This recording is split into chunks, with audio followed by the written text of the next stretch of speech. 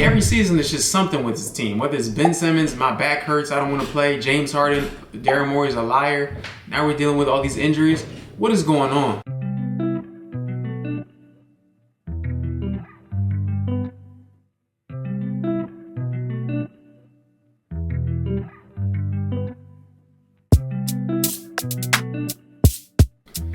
What's good, YouTube? Welcome to another episode of Wrong vs. Right. I'm your host, Jay. If you're new to the channel, be sure to subscribe below and hit that button. We just got the news that the Sixers suffered yet another injury. I mean, every season it's just something with this team. Whether it's Ben Simmons, my back hurts, I don't want to play. James Harden, Daryl Morey's a liar. Now we're dealing with all these injuries. What is going on? This time it's Tyrese Maxey, and he goes down with a hamstring injury. He's going to be out for several weeks. This is terrible news for the Sixers. I mean, Paul George just came back. Joel Embiid is set to come back next week. It's like they just can't catch a break. When I say they, I mean we. For those who don't know, I'm a diehard fan, as you can see. I'm really scared it's going to end up like a situation in Brooklyn where KD, Kyrie, and Harden were never healthy at the same time. Fingers crossed it doesn't happen, but I'm scared it's going to end up that way. Or even like with the Clippers where Paul George and Kawhi were barely ever healthy together. Now, injuries happen. It can happen to anybody at any time. But you have to think that Tyrese Maxey playing 40 minutes a game has something to do with the hamstring injury that's going to sideline him for a few weeks. So far, the Sixers are 1-6, and for the majority of the games, he's been playing by himself out there, it seems like, at least on offense. Other guys are not stepping up as expected. Finally, Paul George comes into the lineup, and he finally has some help, and then he gets down with an injury. I talked about this in a recent video. Is it time for the Sixers to panic or not? With Tyrese Maxey going down, it's time to hit that panic button. The reason being is that now you don't have a guy who's consistently healthy, because you know Joel Embiid is not going to play back-to-backs, as he already stated. And then Paul George, you know he's injury-prone too.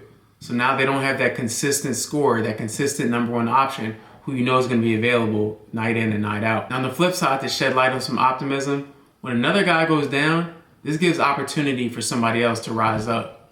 I'm talking about a Jared McCain, really. He's into college, and I am 3 lectures behind. There's this guy, let's name him. In college, Jared McCain was a scorer. He was a bucket getter.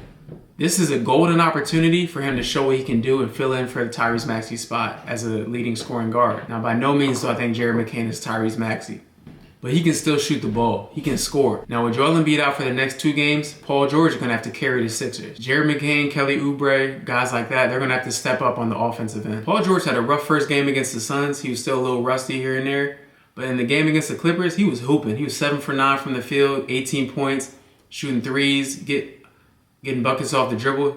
He has a smooth game, silky smooth game. And he looks like he's going to fit in perfectly with Embiid and Maxey. And then we have to talk about Joel Embiid. Look, first off, I don't condone any type of violence, right?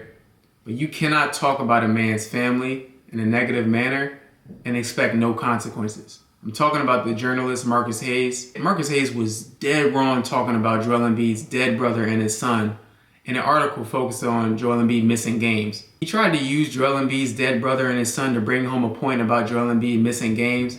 Totally classless and just despicable, really.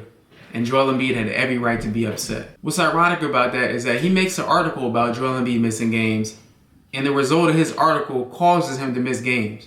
It's crazy. With all that being said, Joel Embiid is set to return, a former MVP, 30 a game. Look for Joel Embiid to be dominant next week, and don't be surprised if the Sixers turn around their record, because right now they're 1-6. Don't be surprised if the Sixers get a few wins under their belt when Joel Embiid comes back, because he's still a top 2 big man in the entire NBA. But look, as a reminder, be sure to subscribe below, hit that button. Next week, we're going to be talking about the NBA Cup. I can't wait. I'm excited for it. Everybody can't be wrong, but everybody can be right. All right, I'm out.